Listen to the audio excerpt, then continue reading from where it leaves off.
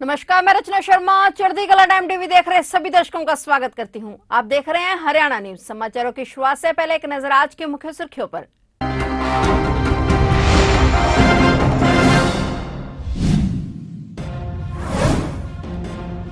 मतदाताओं का vote EVM में हुआ बंद। 22 जून को होगी मतगणना।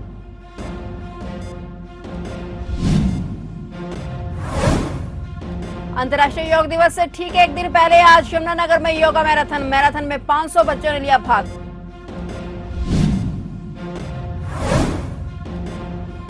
अग्निपथ योजना के विरोध में युवाओं का प्रदर्शन जारी, धरने पर बैठे युवा।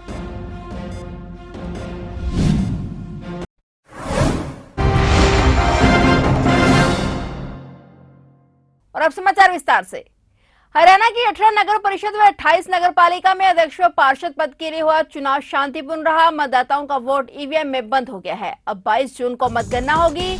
हरियाणा राज्य चुनाव आयुक्त धनपत सिंह ने मतदान में लगे सभी कर्मचारियों व अधिकारियों को सफल मतदान करवाने के लिए बधाई दी है। बता दें कि 18 नगर परिषद और 28 नगर पालिका में कुल 18,39,455 मतदाता हैं। रात 8 बजे तक इनमें से 12,95,508 मतदाताओं ने मतदान किया, जो कुल मतदान का 70.4% है। कुछ मतदान केंद्रों पर रात में भी मतदाता वोट देने के लिए कतार में थे। मतदान में लगे पोलिंग एजेंट, पुलिस कर्मचारी व अन्य कर्मचारियों ने अपने कार्य को बखूबी निभाया। बहरहाल पूरे प्रदेश में मतदान शांतिपूर्ण रहा। हरियाणा के 13 जिलों में पल्स पोलियो 2021-22 का पहला उपराष्ट्रीय टीकाकरण कार्यक्रम शुरू किया गया। इनमें 13,40,000 बच्चों को पोलियो रोधी दवा पिलाई गई। 5 वर्ष से कम उम्र के जो बच्चे झुग्गी झोपड़ियों, ईंट भट्टों व प्रवासी आबादी वाले स्थलों पर टीकाकरण से छूट गए हैं, उनको आज 20 जून व कल 21 जून 2022 को पोलियो ड्रॉप्स दी जाएंगी। हरियाणा के अंबाला, फरीदाबाद, गुड़गांव, झज्जर, करनाल, कुरुक्षेत्र, मेवात, पलवल, पंचकुला, पानीपत, रोहतक, सोनीपत और यमुनानगर जिलों में बच्चों को पोलियो रोधी खुराक दी गई। राज्य में इस अभियान के दौरान लगभग 25 लाख बच्चों को कवर किया जाना है और आज पू दिवस पर छूटे हुए बच्चों का पता लगाने और उन्हें पोलियो की खुराक मिलाने के लिए घर घर जाने का अभियान अगले 2 दिनों तक जारी रहेगा।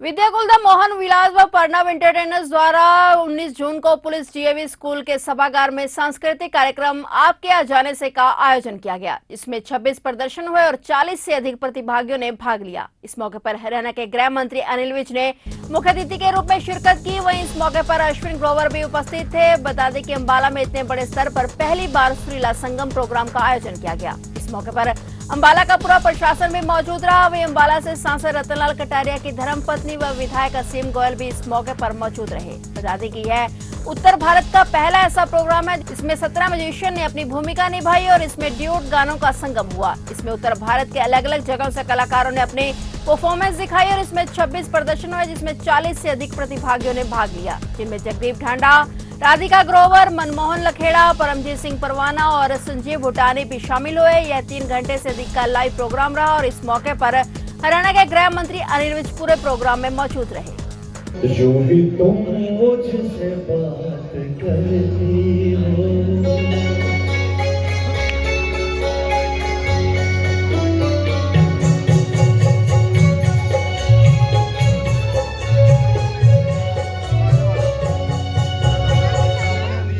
तुम मुझसे बात करती हो, तुम मुझसे बात करती हो, या कोई प्यार का इरादा, अदाई दिल की जानता ही नहीं, अदाई दिल की जानता ही नहीं, मेरा हमदम भी कितना सारा है, यूं ही तुम मुझसे बात करती हो।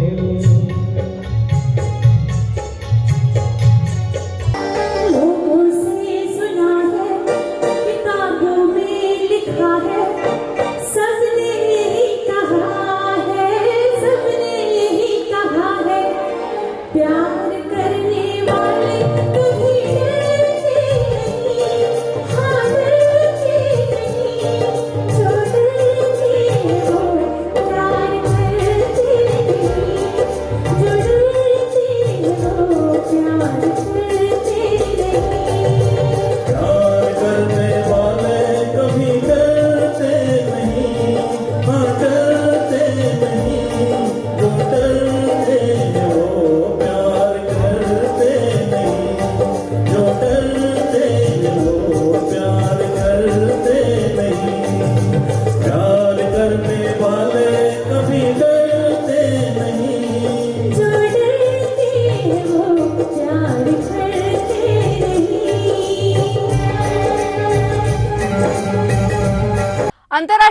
दिवस से ठीक एक दिन पहले आज यमुनानगर में योगा मैराथन का आयोजन किया गया। इस दौरान मैराथन में 500 बच्चों ने भाग लिया। मॉडल टाउन के नेहरू पार्क से सुबह 6 बजे जिला उपायुक्त पार्थ गुप्ता ने हरी झंडी दिखाकर मैराथन की शुरुआत की। इस दौरान मैराथन में भाग लेने वाले लोगों और बच्चों में खासा उत्साह दिखाई दिया। आपको बता दें कि कल 21 जून को पूरे देश में अंतर्राष्ट्रीय योग दिवस के अवसर पर कार्यक्रम का आयोजन किया जाएगा, जिसमें प्रधानमंत्री नरेंद्र मोदी भी लाइव जुड़कर लोगों को योग के लिए प्रेरित करेंगे।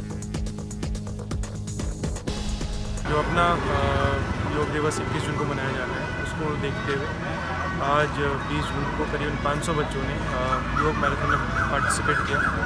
और ये जो है नेहरू पार्क से होते हुए मॉडल टाउन में चक्कर लगाते हुए वापस नेहरू पार्क में यहाँ पे आएंगे। और इसके अलावा जो आज है, आज मॉक ड्रिल जो है अनाज मंडी में करी जाएगी, जो 7 बजे से होगी। और कल का जो प्रोग्राम होना है मिनट टू मिनट, उसके अनुसार ही वहाँ पर की जाएगी।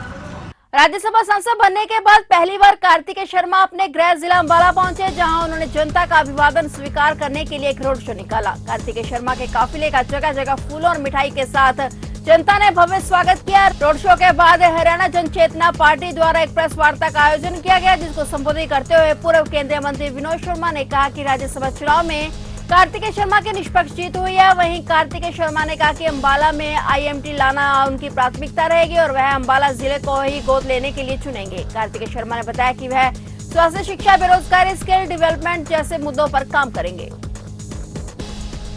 देखिए, एक चलन रहा है हरियाणा में और पंजाब में, जहाँ पे युवाओं को इस बात का एहसास होता है कि वो बाहर जाना चाहते हैं कम उम्र से और काम करना चाहते हैं। लेकिन मैं ये कहना चाहता हूँ कि हमारे यहाँ पर भी अच्छी अपॉर्चुनिटीज़ हो सकती हैं और प्रोग्राम बन सकते हैं। और मेरा एक फोकस एरिया वोकेशनल ट्रेनिंग को लेकर और इसको लेकर इसी एरिया पे काम करेगा कि हम कैसे यहाँ पर अपॉर्चुनिटीज़ क्रिएट कर सकते हैं बच्चों के लिए।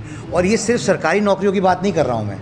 देखिए, मैं एक व्यवसाय चलाता था, प्राइवेट बिजनेस से आता हूँ, तो मेरी सोच ये नहीं है कि सिर्फ सरकार के प्रति ही या सरकार से ही काम लिया जा सकता है या सिर्फ सरकार ही नौकरियाँ जनरेट कर सकती है। जो ऑर्गेनाइज सेक्टर है वो एक तरफ, अनऑर्गेनाइज सेक्टर और इनफॉर्मल सेक्टर जिसे कहते हैं, वो कॉरपोरेट सेक्टर से भी बड़ा एम्प्लॉयर है, गवर्नमेंट सेक्टर से भी बड़ा एम्प्लॉयर है। तो हमारे को कहीं ना कहीं अपनी ताकत को समझने की ज़रूरत है, अपनी दिक्कतों को समझने की ज़रूरत है और उसके अनुरूप हमें सोल्यूशन देने की ज़रूरत है। और मैं इस पे काम कर रहा हूँ ऑलरेडी। पिछले 5 से 7 साल से मैं भारत सरकार के साथ और ऑल एंटिटीज़ के साथ काम कर रहा हूँ। तो जो भी मेरा अनुभव है, जो भी मेरा एक्सपीरियंस है, उसको यूज़ करते हुए मैं अंबाला के लिए और हरियाणा के दूसरे क्षेत्रों के लिए इसका इस्तेमाल करूँगा। और उम्मीद रखता हूँ कि हम लोगों को अच्छा एम्प्लॉयमेंट दिला पाएंगे और नए तरीके के आयाम पैदा कर पाएंगे। केंद्र सरकार की अग्निपथ योजना का विरोध अब तेज होता जा रहा है। युवाओं के साथ साथ अब राजनीतिक सामाजिक संगठन भी केंद्र सरकार को घेरने में लगे हुए हैं। आज अंबाला में भारतीय किसान यूनियन चडूनी द्वारा अग्निपथ योजना के विरोध में 3 घंटे के लिए शंभू टोल को फ्री करवाया गया और इस मौके पर किसानों ने 3 घंटे टोल पर ही डेरा जमाए रखा। सभी गाड़ियां टोल प्लाजा से बिना किसी टैक्स के निःशुल्क गुजरती रही। किसानों के प्रदर्शन को देखते हुए शंभू टोल प्लाजा पर सुबह से भारी सुरक्षा बल की तैनाती की गई थी। प्रदर्शनकारी किसानों का कहना है कि केंद्र सरकार किसानों के बाद अब युवाओं के लिए भी काला कानून लेकर आई है। क्या सेना में जाकर देश सेवा का जुनून रखने वाले युवाओं के लिए 4 साल की नौकरी काफी है? अग्निपथ योजना को लेकर यहाँ से प्रदर्शन कर रहे हैं। हम सरकार को अपना विचार बताना चाहे जी कि ये 4 साल की जो सी योजना इसको रद्द किया जाए। हमारी मांगे पूरी की जाए। जो सी रूल रेगुलेशन पहले थे वो सब देने चाहिए जी। ये जी 4 साल वास्ता लागू ही करनी, फिर मंत्री को 2 साल वास्ता जी मंत्री कर दिया जाए। सब वास्ता एक समान करना चाहिए। पेंशन बंद होनी चाहिए जी सबकी, सबनों एक साथ यो जी रोजगार मिलना चाहिए जी। जी आप बताओ जी, सरकार तो फैसला करती है कि 4 साल बाद जो मिलेगा वो मिलेगा। किसने मांगे पूरी करी? कौन कहा जी? ये तो पहले के वादे जी, पूरे तो कोई भी नहीं करता है। शुरू में मंत्री बनने से पहले कितने वादे कराए, यो कराएंगे वो कराएंगे, कुछ वो कराएंगे, कोई नहीं करता है जी। सब मांगे पूरी। ये 4 साल हो गए जी, 10-10 साल हो गए चौकड़ी भर्ती की तैयारी कर रहे जी। मैं पागल थोड़ी है जी। ये बार बच्चे नु अपने माता पिता दूर भेजा के अपने कौन भेज देगा? अपने दिल को छोकरे नु भेज देगा जी। आपके पास ये भी अपना सिर पर हनुमान का चला दिया कुछ कद उसकी मौत है, कुछ नहीं कह सकता। वो उनके माँ बाप जाना जी किस तरह रहा पीछे से। और ये सरकार कभी नहीं समझती है बात जी। हमारे भाई जो अग्निपथ योजना सुनकर 8 भाई मर गए जी। हमारे 2 साल पर के सगे भाई थे जी, उनका पेपर रह गए थे जी। सारा कुछ क्लियर था, दोनों भाइयों ने फांसी लगा ली। सगे भाई थे बताओ जी, क्या भीतरी उनके घर पर? तो आप लोग अग्निपथ की वापसी की मांग कर रहे हैं या वापसी- फिर इसमें जो भी खामी है उसे दूर करने की? हाँ जी, जोन से रूल पहला थे वही लागू होने चाहिए, अग्निपथ योजना को वापस लिया जाए, यही मांग है हमारी सारा। टोहाना में अग्निपथ योजना के विरोध में युवाओं ने डांगरा रोड स्थित बस स्टैंड के मुख्य गेट को बंद कर दिया और सरकार के खिलाफ नारेबाजी की। इस दौरान युवाओं ने मोदी सरकार पर सेना को कमजोर करने का आरोप भी लगाया। सरकार के खिलाफ प्रदर्शन के बाद युवाओं ने वाल्मीकि चौक पर प्रधानमंत्री नरेंद्र मोदी का पुतला भी फूंका। इस दौरान युवाओं ने बताया कि केंद्र सरकार द्वारा जो अग्निपथ योजना चलाई गई है उसके विरोध में यह प्रदर्शन किया जा रहा है ताकि इसे वापस लिया जा सके। सरकार के प्रति युवाओं में रोष बना हुआ है और जब तक उनकी मांगों की ओर ध्यान नहीं दिया जाता वे प्रदर्शन जारी रखेंगे। ये जाम जी हमें इंडियन आर्मी के लिए लगाया। इंडियन आर्मी की नौकरी जो स्थायी रूप से चलती थी वो 4 साल की कर दी गई है। 4 साल के लिए कौन सेना में जाएगा और 5-5 साल तो तैयारी के लिए लग जाती है। 1600 कोई मार के देखो जो पता चलेगा जी 1600 क्या चीज़ है। तो ये जाम कब तक जारी रहेगा? ये जब तक जारी रहेगा जब तक हमारी मांगों पूरी नहीं की जाएगी, टीओडी वापस नहीं ली जाएगी। अंबाला ट्रांसपोर्टर्स ने आरटीओ ऑफिस के बाहर धरना प्रदर्शन किया। ट्रांसपोर्टरों का आरोप है कि एक तरफ तो सरकार कहती है कि दलालों को आरटीओ ऑफिस में घुसने ना दें और दूसरी तरफ ऑफिस के लोग कहते हैं कि अपने दलालों से पता करो। इसी चक्कर में उन्होंने यह धरना प्रदर्शन किया। आज यहाँ पर इकट्ठे हुए जी जो हमारे सभी ट्रांसपोर्टर हैं वो सभी के सभी दुखी है। यहाँ पर हमारी जो गाड़ियों के पेपर है वो लगभग 2-2 महीने पेपर बना के नहीं देते हैं, जिसके कारण हमारी 2-2 किस्तें पेंडिंग हो जाती है और जिसके कारण हमारी गाड़ियाँ फिर फाइनेंसर पकड़ लेते हैं। जैसे कि सरकार की गाइडलाइन है कि किसी भी दलाल को आरटीओ ऑफिस में नहीं बढ़ने देना है। एक तरफ तो सरकार तो कहती है कि आरटीओ ऑफिस में दलाल को बढ़ने देना है, ये कहते हैं अपने दलालों से पता करो। हम दलालों से भी काम करवा के राजी है लेकिन दलालों के थ्रू भी नहीं करने देते, फिर हमें खुद भी बुलाते हैं। 2-2 महीने हमारे को पेपर नहीं बना के देते।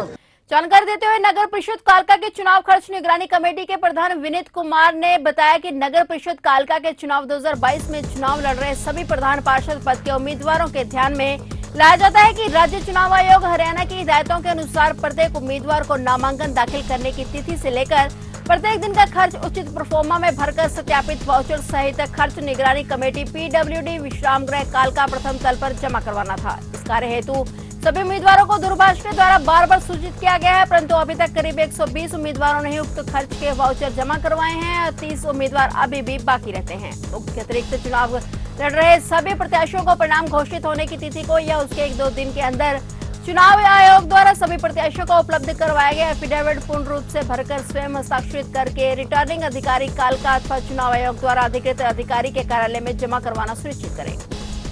जो कालका में म्युनिसिपल काउंसिल के इलेक्शन हो रहे हैं उस इलेक्शन में जो इलेक्शन की एक्सपेंडिचर कमेटी बनी है मैं उसका प्रेसिडेंट हूँ। मैंने कुछ दिन पहले भी इसी समाचार के माध्यम से आपको बताया था कि आपको अपना डे बाई डे का खर्चा हमें आकर हमारे कालका के PWD गेस्ट हाउस के प्रथम तल पर जमा कराना है। अभी तक लगभग 120 से 125 लोगों का खर्चा आ गया है लेकिन 30 लोगों का खर्चा अभी भी आना बाकी है। मैं उनको ये रिमाइंड कराना चाहूँगा कि अपना खर्चा आप जल्दी से जल्दी जमा कराएं, नहीं तो आपके ऊपर लीगल एक्शन भी लिया जा सकता है। दूसरा मैं ये बताना चाहूँगा कि इलेक्शन ख़त्म होते ही आपको हमारे पास कुछ डॉक्यूमेंट जमा कराने हैं जिनको मैं आपको दिखाना चाहूँगा। ये आपको इलेक्शन कमीशन की तरफ से एक बुकलेट दी गई होगी। आपको ये बुकलेट हमें जमा करानी है जिसको एनेक्सर 1 कहा जाता है। इसी बुकलेट के अंदर एक एनेक्सर 2 है जिसे एब्स्ट्रैक्ट स्टेटमेंट कहा गया है।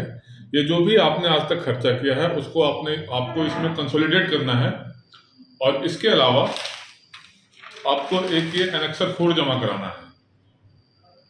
ये तीनों चीज़ें जैसे ही रिजल्ट डिक्लेयर होता है आपको जल्द से जल्द हमारे ऑफिस में आकर जमा करानी है। हमारा ऑफिस अभी भी कालका के प्रथम तल पर है। आपको अगर किसी तरह की कोई समस्या है तो आके हमसे पूछ सकते हैं। मेरी टीम आपका इस बारे में पूरी तरह से मार्गदर्शन करेगी। तो ये थे हरियाणा के समाचार और नए समाचारों के साथ फिर से हाजिर होंगे। तब तक के लिए देखते रहिए चढ़ती कला टाइम टीवी।